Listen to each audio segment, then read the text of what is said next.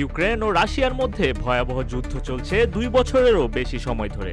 বহু চেষ্টা হলেও এখনো কার্যকর কোনো শান্তির পথ খুঁজে পাওয়া যায়নি। সম্প্রতি তুরস্কের ইস্তাম্বুলে একটি বড় বৈঠক অনুষ্ঠিত হয়, যা ঘিরে কিছুটা আশার জন্ম হয়েছিল। কিন্তু দুই দেশের প্রেসিডেন্ট অনুপস্থিত থাকায় সেই আশায় বড় ধাক্কা লাগে। ক্রেমলিন জানায় রুশ প্রেসিডেন্ট ভ্লাদিমির পুতিন আলোচনায় অংশ নিচ্ছেন না। এর প্রতিক্রিয়ায় ইউক্রেনীয় প্রেসিডেন্ট জেলেনস্কিও সরে দাঁড়ান আলোচনা থেকে। তিনি বলেন, পুতিন না থাকলে আলোচনায় থাকার কোনো মানেই হয় না। ফলে বৈঠকটি শুধু প্রতিনিধি পর্যায়েই সীমাবদ্ধ থাকে।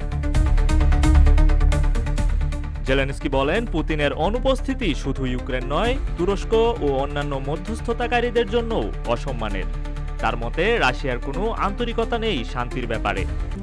RICL TMX, যুগের পর যুগ স্থাপনা থাকে মজবুত। তিনি আরও বলেন, এই যুদ্ধ শুধু আমাদের নয়, এটা আন্তর্জাতিক নিরাপত্তার বিষয়। পুতিন না থাকায় পরিস্থিতি আরও জটিল হয়ে উঠেছে।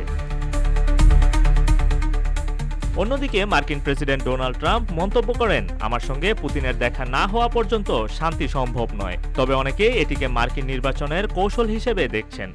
বর্তমানে মার্কিন পররাষ্ট্রমন্ত্রী মার্কো রুবিও যুক্তরাষ্ট্রের প্রতিনিধিত্ব করছেন বৈঠকে। তিনি বলেন, আলোচনা নিয়ে তিনি খুব বেশি আশাবাদী নন।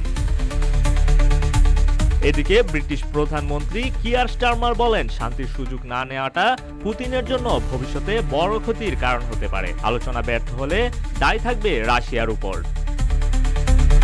রাশিয়া, ইউক্রেন এবং যুক্তরাষ্ট্রকে একসাথে বসিয়েছে তুরস্ক। তুরস্ক এই যুদ্ধ থামাতে দীর্ঘদিন ধরে মধ্যস্থতা করে যাচ্ছে। 2022 সালে কৃষ্ণসাগরীয় শস্য চুক্তিও তাদের চেষ্টার ফল। তবে এবার রাজনৈতিক সমঝোতায় পৌঁছানো সহজ হবে না বলে মনে করছেন বিশ্লেষকরা।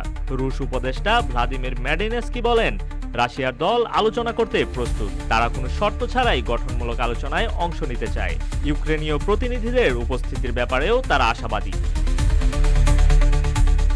2022 সালের ফেব্রুয়ারিতে শুরু হয় রাশিয়া ইউক্রেন যুদ্ধ।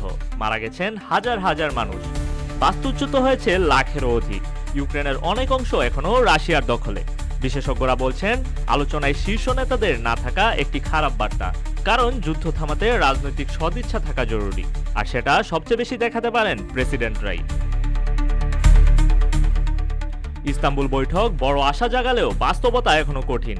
যদিও আলোচনা প্রতিনিধি পর্যায়ে সীমিত, তবু সংলাপ শুরু হওয়াটা এক ধরনের ইতিবাচক ইঙ্গিত। এই আলোচনায় যুদ্ধ থামবে কিনা তা নির্ভর করছে ভবিষ্যতের সাহসী সিদ্ধান্ত আর রাজনৈতিক সদিচ্ছার উপর।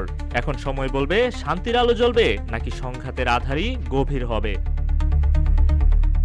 তৌহিদুর রহমান, রূপালী বাংলাদেশ।